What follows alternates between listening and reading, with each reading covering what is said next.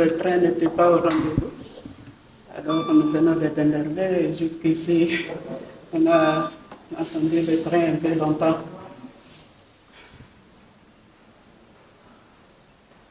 Je m'appelle Annika Wolongo, la petite sœur de Marie-Madeleine. Vous avez tous connu ici. Je viens du Canada. Je suis présentement parmi vous, juste pour vous présenter ce petit ouvrage qui est intitulé « Notre héroïne servante de l'humanité ». Jusqu'au bout. Avant tout, je voudrais vous demander de garder une minute de silence pour tous nos héros soignants qui nous ont quittés pendant la pandémie, qui ont travaillé ici et partout ailleurs.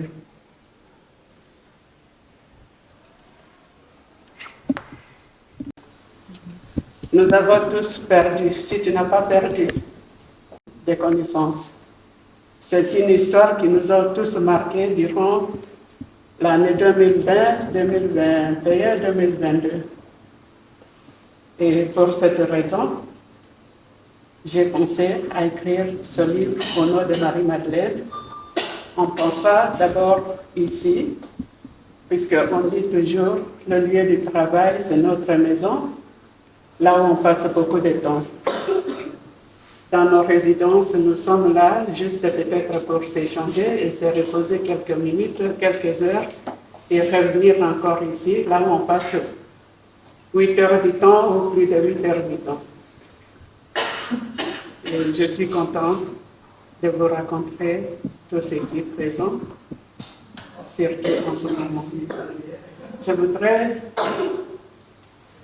vous dire tous un mot, un message de condoléances, une prière, un coup de téléphone a été un grand réconfort à toute la famille de Marie-Madeleine. Et nous vous sommes très reconnaissants, toute la famille. Ce livre, comme vous l'avez remarqué, notre héroïne servante de l'humanité jusqu'au bout, n'est pas seulement pour Marie-Madeleine, mais ce livre représente tous nos héros soignants qui nous ont quittés pendant cette période-là.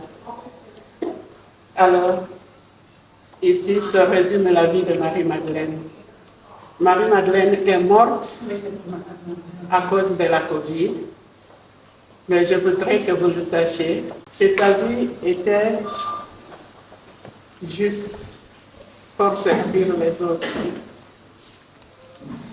Elle mettait le bien-être des autres avant tout. Pour une petite histoire,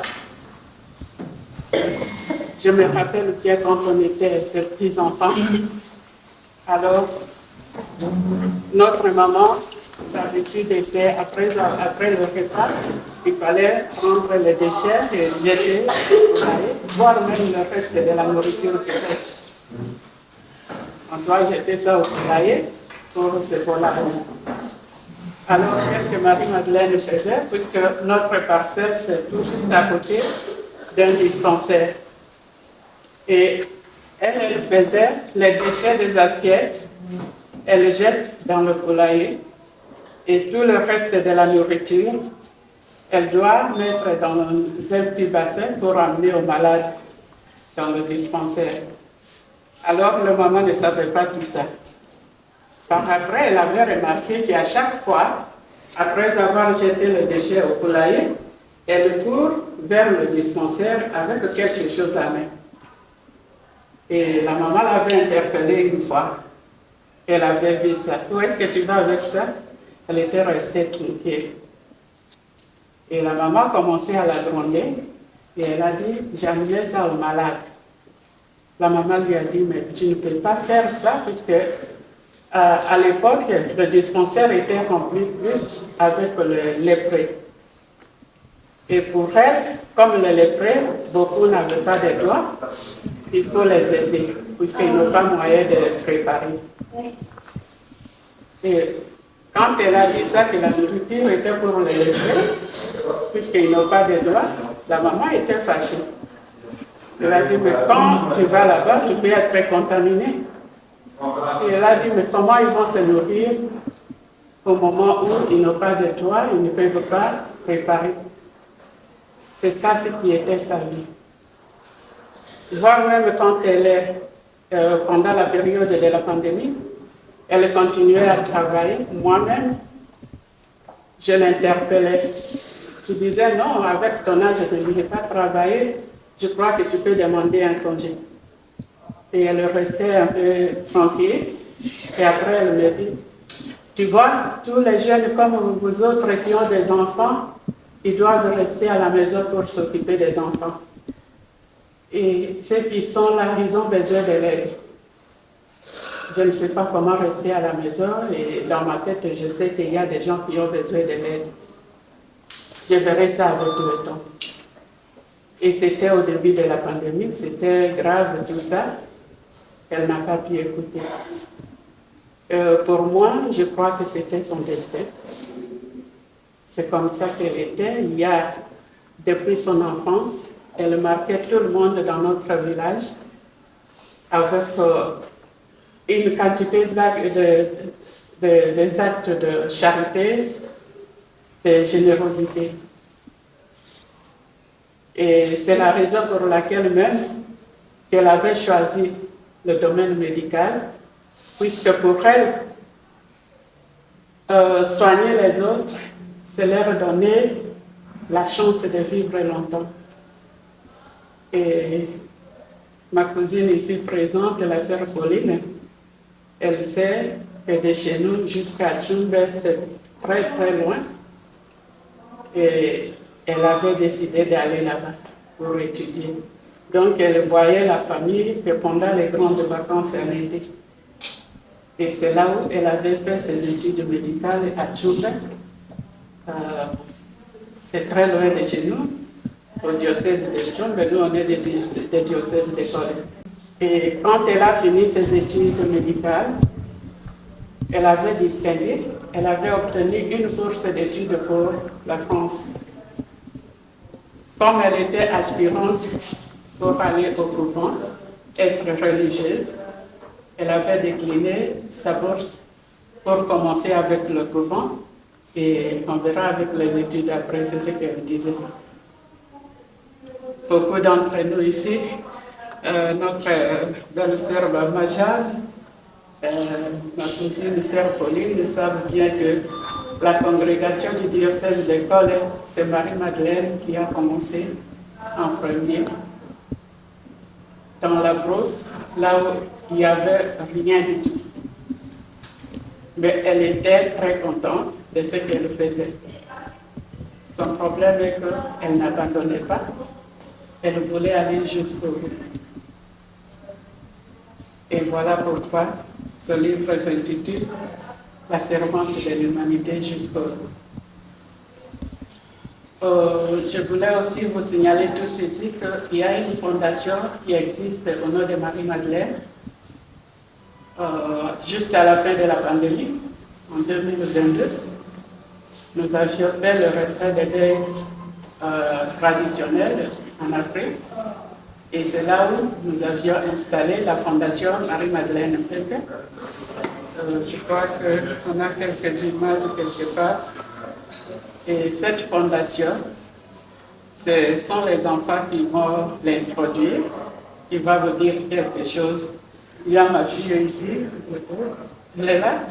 Elle va, puisque tous ils sont impliqués, elle va dire un mot, et puis comme elle ne parle pas français, c'est ça.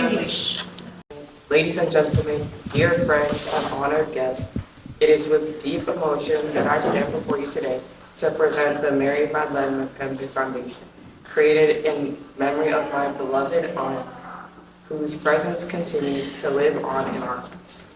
My aunt, Mary Madeleine, was so much more than just a member of our family.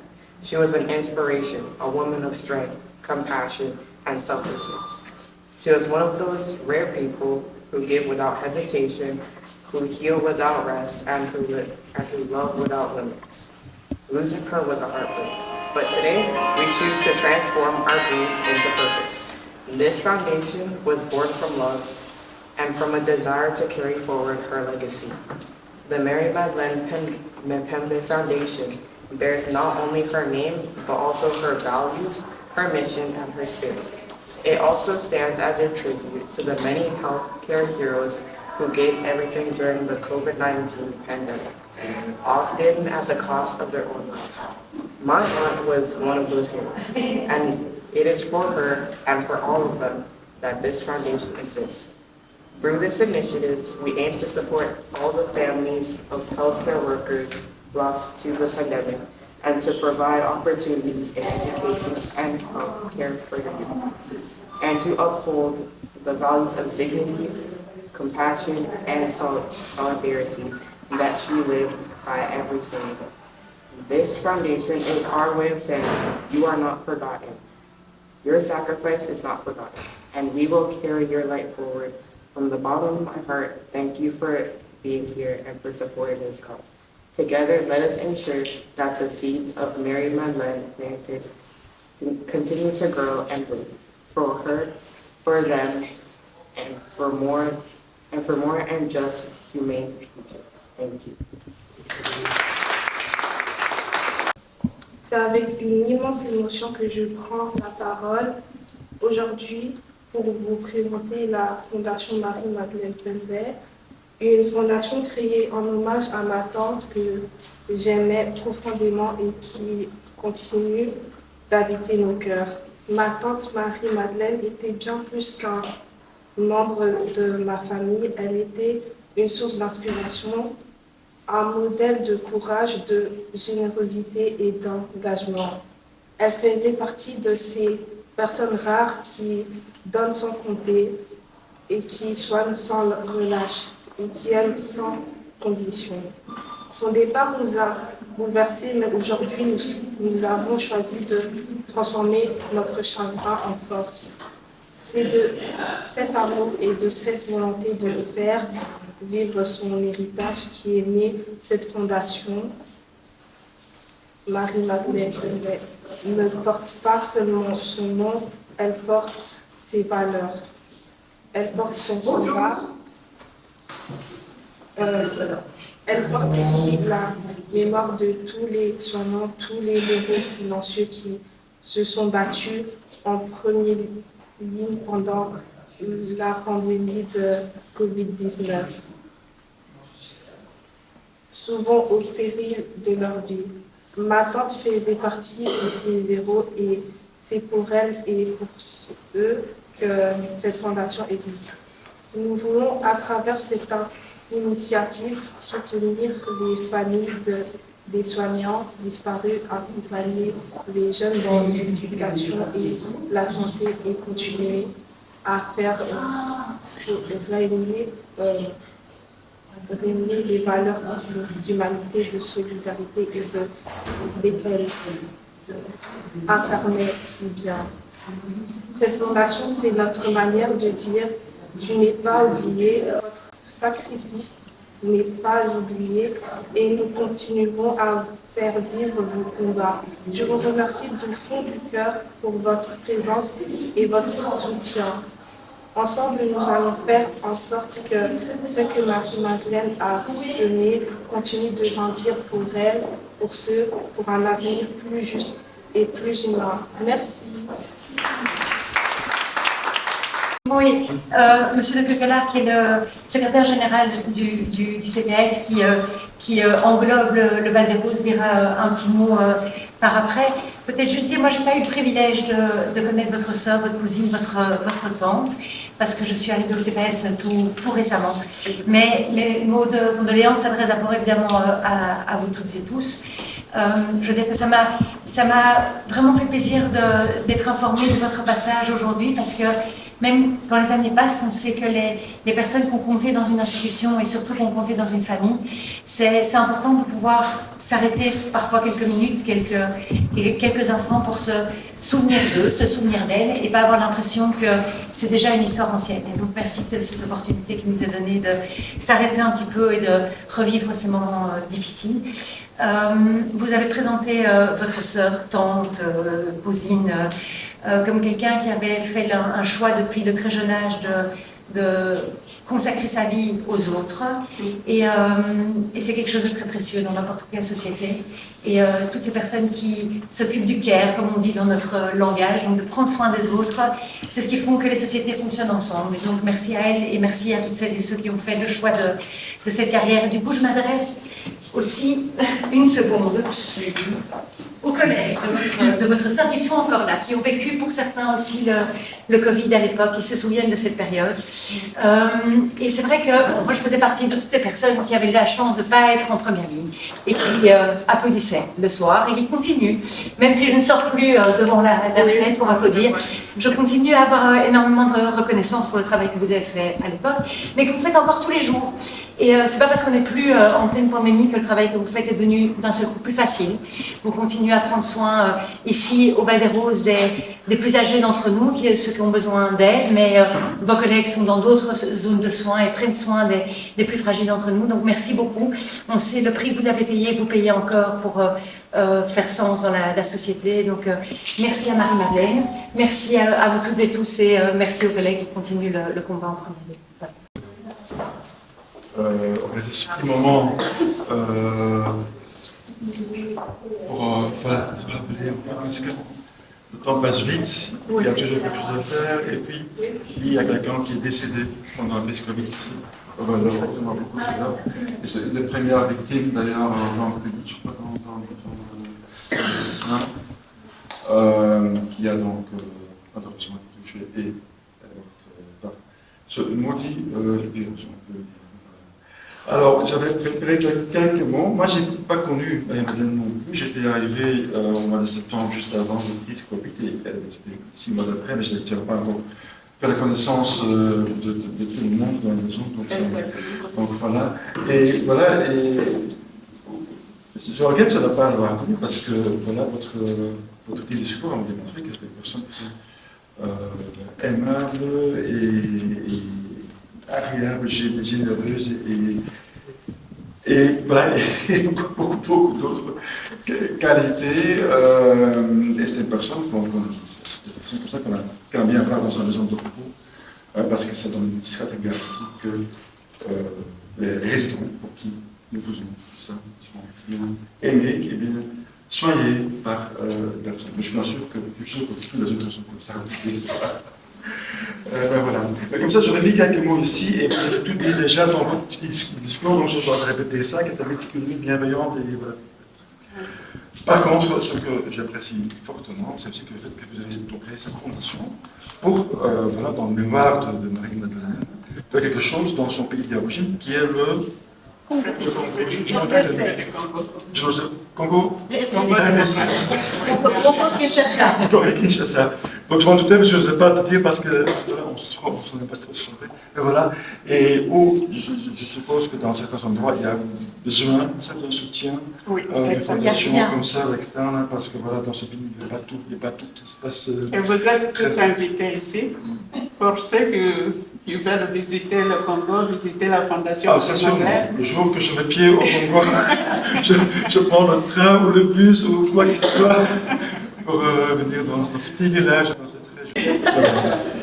Mais juste pour finir mon discours, donc voilà, par exemple, j'ai évoqué, tout le monde s'est bien fait pendant cette période de Covid, et ce qui était étonnant, très encourageant, et ça m'a toujours touché fortement, c'est qu'il y a très peu d'absentés chez nous pendant cette crise. Donc tout le monde a pris ici sa responsabilité de travailler dans une situation hyper difficile et dangereuse, comme l'a témoigné malheureusement Marie-Madeleine. Donc merci pour ça, que vous êtes tous venus tous les jours travailler dans un temps très difficile.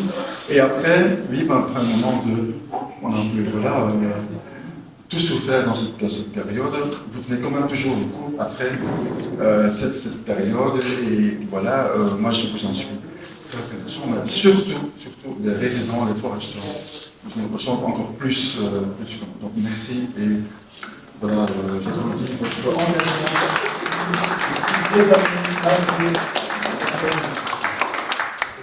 on a bien compris au travers de tous vos mots comment était Marie-Madeleine. Pour moi, c'était toujours la bienveillance, la gentillesse, le courage. Parce que voilà, elle était toujours là pour tout le monde, pour ses collègues, pour la résidence. En tant que responsable, je ne peux vexer personne, mais s'ils étaient tous comme ça, ce serait le bonheur infini.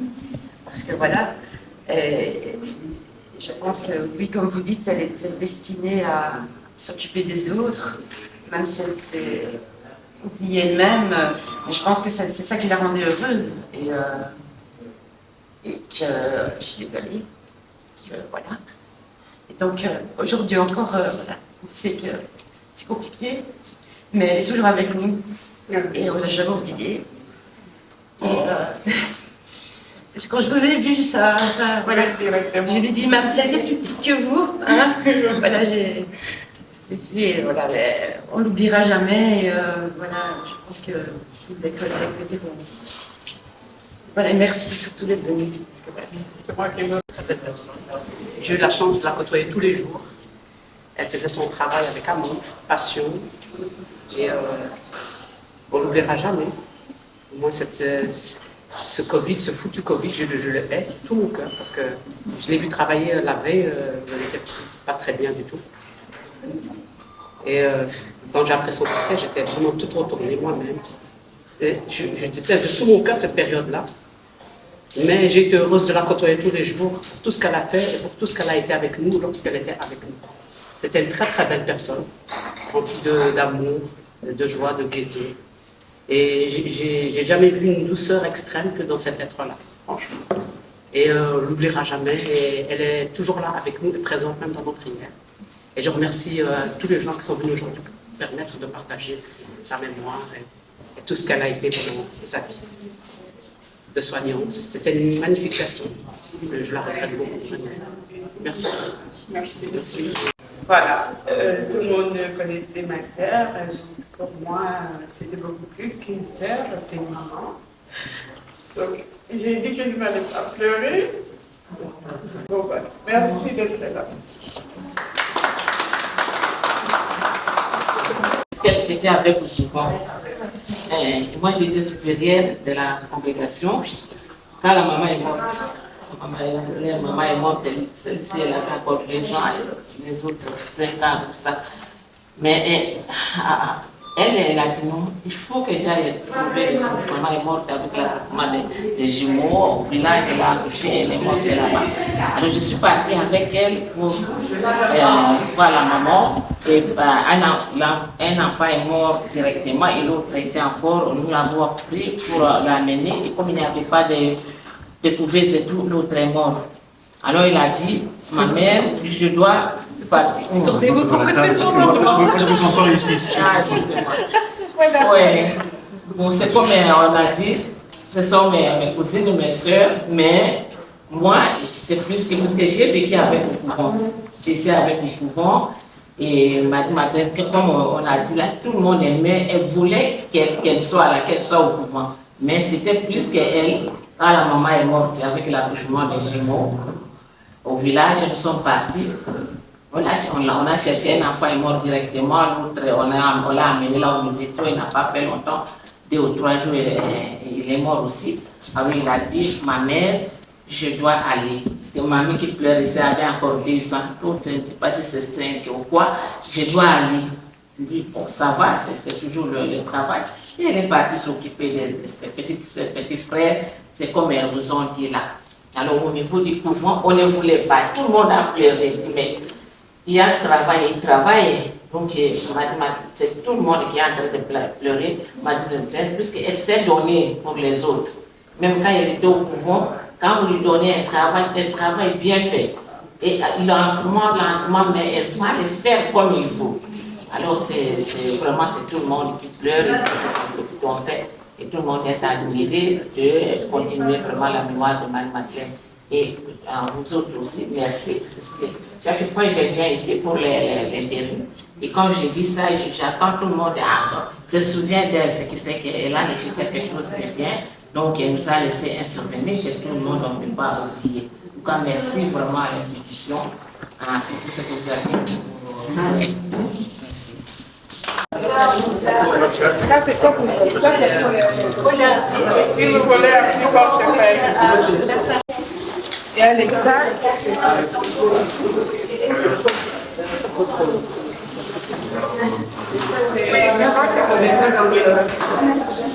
C'est déjà en ligne.